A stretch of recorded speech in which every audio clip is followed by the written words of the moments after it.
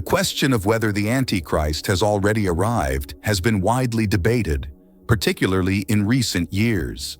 Speculation about the identity of this figure has intensified, with many suggesting that current or former leaders, such as Donald Trump, Barack Obama, or influential billionaires like Elon Musk, might be the individual described as the first beast in the Book of Revelation. Throughout history, various influential figures have been theorized to be the Antichrist, and this speculation will likely continue until the true identity of the first beast is revealed. While these theories continue to circulate, I want to draw your attention to another critical figure who does not receive nearly the same amount of attention as the Antichrist. The second beast, also known as the false prophet.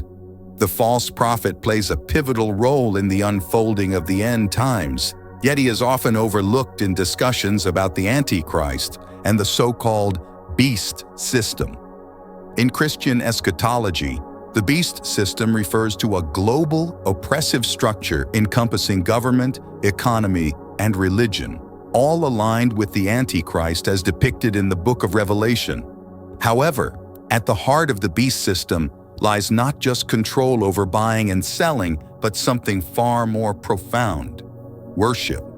The core of the beast system is worship. The false prophet's mission on earth is to compel humanity to worship the Antichrist. He is energized and empowered by Satan specifically to direct worship towards the Antichrist. He will be a being of evil, the likes of which the world has never seen. His deception will be so great that it will transcend mere political control or economic influence. The false prophet will manipulate spiritual allegiance, steering the world towards worshiping the Antichrist. In the Book of Revelation, we see the emergence of events and characters unparalleled in any other part of Scripture. For instance, Revelation uniquely describes a moment of silence in heaven lasting 30 minutes, a pause in the heavens that speaks volumes about the gravity of what is to come. Silence in heaven. Revelation 8:1 KJV. And when he had opened the seventh seal, there was silence in heaven about the space of half an hour. We know what always happens in heaven. The angels and the elders are always praising God and singing worship to Him at all times. And this should cause a loud shout in heaven at all times. Revelation 4:10 through 11 KJV. The 24 elders fall down before Him that sat on the throne, and worship Him that liveth forever and ever, and cast their crowns before the throne, saying, Thou art worthy, O Lord, to receive glory and honor and power, for Thou hast created all things, and for Thy pleasure they are and were created. Heaven is a place where there is a lot of activity. In heaven there are wheels that are spinning, and angels with wings that are flapping.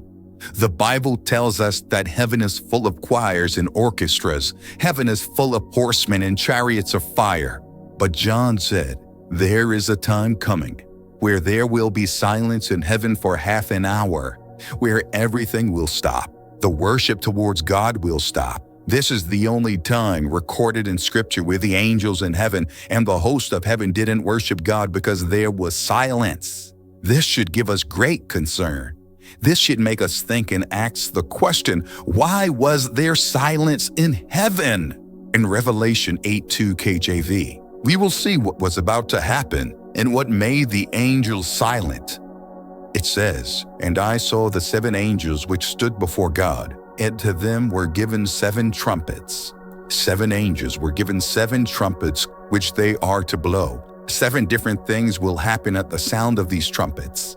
What are these things? What on earth would silence all of the archangels? What will silence every cherubim and seraphim? What will silence all of the redeemed saints? I understand why the 7 trumpets will silence the saints that are in heaven at this time, because the saints have never seen the judgment of God like this before. But what I struggle to understand is how these events will even silence the angels. The angels! The reason why I say this is because the angels have witnessed every calamity that has ever taken place, every natural disaster to ever happen on the earth. The angels have witnessed every earthquake, every hurricane, every tornado. They have seen it all. Every one of God's judgment that has ever happened on earth, they have witnessed. The angels saw the judgment of Adam and Eve when they were driven out of the garden with flaming swords. The angels saw the judgment of Noah's generation with the flood, and the mighty men ran for the hills and fell.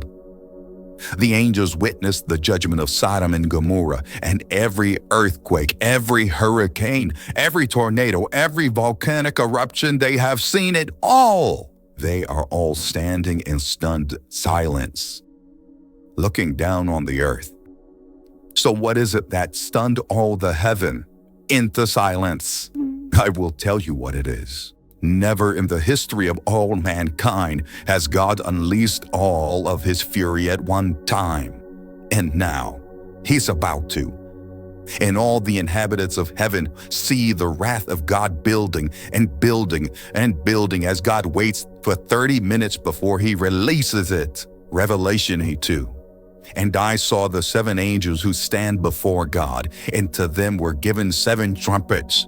Then another angel, having a golden censer, came and stood at the altar. He was given much incense, that he should offer it with the prayers of all the saints upon the golden altar, which was before the throne, and the smoke of the incense, with the prayers of the saints, ascended before God from the angel's hand. Then the angel took the censer, filled it with fire from the altar, and threw it to the earth. And there were noises, thunderings, lightnings, and an earthquake. And then we see the trumpets being blown. The first trumpet caused the vegetation to be struck, and 1/3 of the trees were burned up, and all green grass was burned up. The second trumpet caused the seas to be struck. John saw the second angel sounding his trumpet, and something like a great mountain burning with fire was thrown into the sea. Then the third trumpet caused the waters to be struck. Then the third angel sounded, and a great star fell from heaven, burning like a torch. And it fell on 1/3 of the rivers and on the springs of water. Then the fourth trumpet the heavens struck. Revelation 9:12 reads, Then the fourth angel sounded, and 1/3 of the sun was struck, 1/3 of the moon, and 1/3 of the stars, so that 1/3 of them were darkened. 1/3 of the day did not shine, and likewise the night. 13. And I looked, and I heard an angel flying through the midst of heaven, saying with a loud voice, Woe, woe, woe to the inhabitants of the earth, because of the remaining blast of the trumpet of the 3 angels who are about to sound. And the 5th angel sounded, and I saw a star fall from heaven onto the earth, and to him was given the key of the bottomless pit. And he opened the bottomless pit, and there arose a smoke out of the pit, as the smoke of a great furnace, and the sun and the air were darkened by reason of the smoke of the pit. And there came out of the smoke locusts upon the earth, and unto them was given power, as the scorpions of the earth have power. And it was commanded them that they should not hurt the grass of the earth, neither any green thing, neither any tree, but only those men which have not the seal of God on their foreheads. And to them it was given that they should not kill them, but that they should be tormented 5 months. And their torment was as the torment of a scorpion when he striketh a man. And in those days shall man seek death, and shall not find it, and shall desire to die, and death shall flee from them. And the shapes of the locusts were like unto horses prepared unto battle, and on their heads were as it were crowns like gold, and their faces were as the faces of men, and they had hair as the hair of women, and their teeth were as the teeth of lions. And they had breastplates, as it were breastplates of iron, and the sound of their wings was as the sound of chariots of many horses running to battle. And they had tails like unto scorpions, and there were stings on their tails, and their power was to hurt men 5 months. And they had a king over them, which is the angel of the bottomless pit, whose name in the Hebrew tongue is Abaddon, but in the Greek tongue has his name Apollyon. One woe is past, and behold, there come 2 woes more hereafter.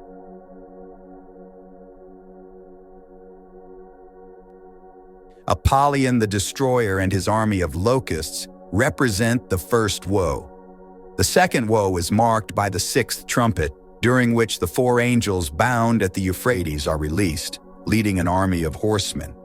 The third woe is associated with the 7th trumpet, signaling the proclamation of God's kingdom and the final judgments.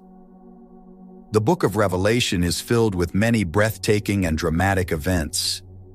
It is also in this book that we encounter the false prophet, the second beast, whose role is crucially connected to the fate of humanity in the end times. The false prophet is explicitly introduced in Revelation 13, verse 11 to 15. Then I saw another beast coming up out of the earth, and he had 2 horns like a lamb and spoke like a dragon. And he exercises all the authority of the first beast in his presence, and causes the earth and those who dwell in it to worship the first beast, whose deadly wound was healed. He performs great signs, so that he even makes fire come down from heaven on the earth in the sight of men. And he deceives those who dwell on the earth by those signs which he was granted to do in the sight of the beast, telling those who dwell on the earth to make an image to the beast who was wounded by the sword and lived. He was granted power to give breath to the image of the beast, that the image of the beast should both speak and cause as many as would not worship the image of the beast to be killed. The false prophet is referred to as the second beast. Together with the Antichrist and Satan, who empowers them both, the false prophet completes the unholy trinity. This trinity mirrors the Holy Trinity, but in a blasphemous and perverse form, with their ultimate goal being to divert worship away from God and towards themselves.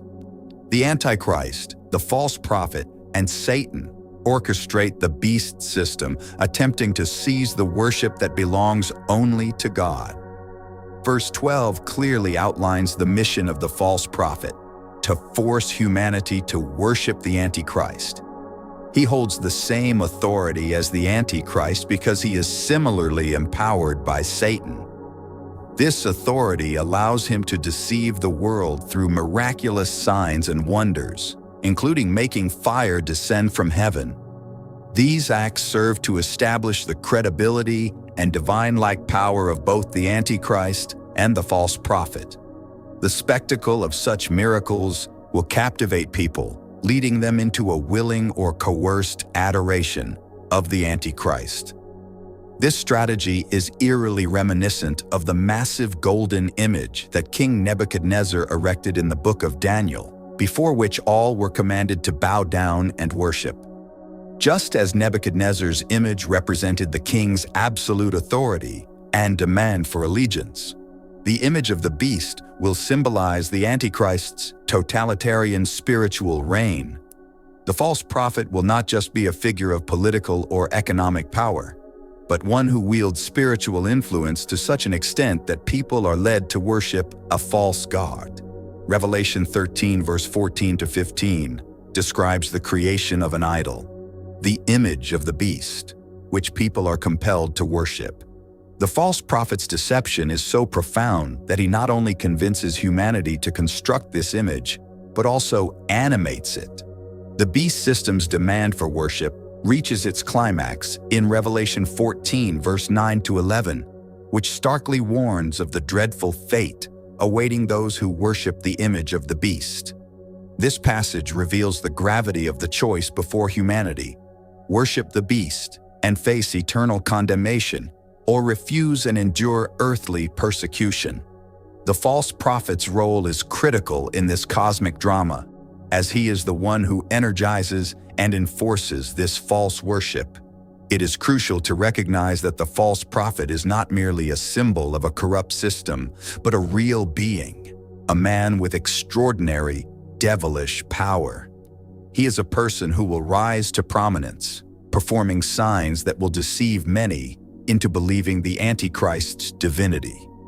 Unlike the political or economic powers that we can see and somewhat comprehend, the spiritual deception brought by the false prophet operates at a level of darkness and malevolence that transcends human understanding. He will use all means available to secure worship for the Antichrist, fully utilizing the power and authority granted to him by Satan.